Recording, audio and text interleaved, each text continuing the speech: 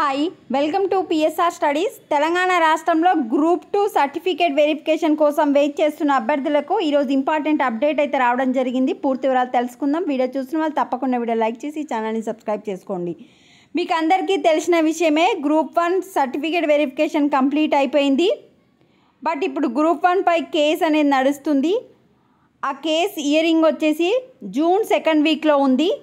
ఈ June 2nd week వరకు group 2 అభ్యర్థులకు సర్టిఫికేట్ వెరిఫికేషన్ కంప్లీట్ చేయాలని చెప్పి టీజీపీఎస్సీ అయితే నిర్ణయించుకుంది.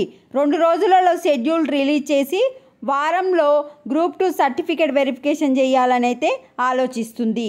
గ్రూప్ 2 గురించి కనుక చూసుకుంటే మనము మొత్తం 783 గ్రూప్ 2 పోస్టులకు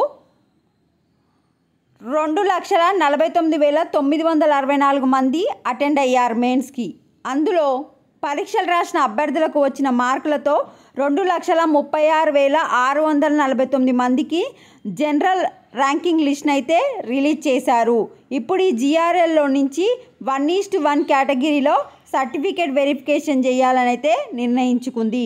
సో నెక్స్ట్ వారంలో మనకు సర్టిఫికేట్ వెరిఫికేషన్ అయితే ఉంటుంది.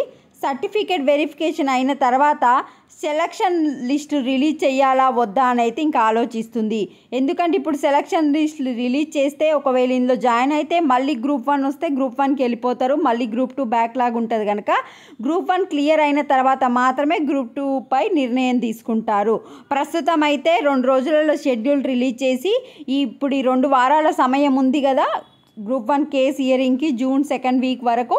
ఈ జూన్ 2nd వీక్ వరకు గ్రూప్ 2 అభ్యర్థుల సర్టిఫికేట్ వెరిఫికేషన్ కంప్లీట్ చేయాలని అయితే ఆలోచిస్తుంది. ఇది అప్డేట్. ఒకసారి మీరు కూడా చదువుకోండి. ఇది వీడియోని లైక్ చేయండి.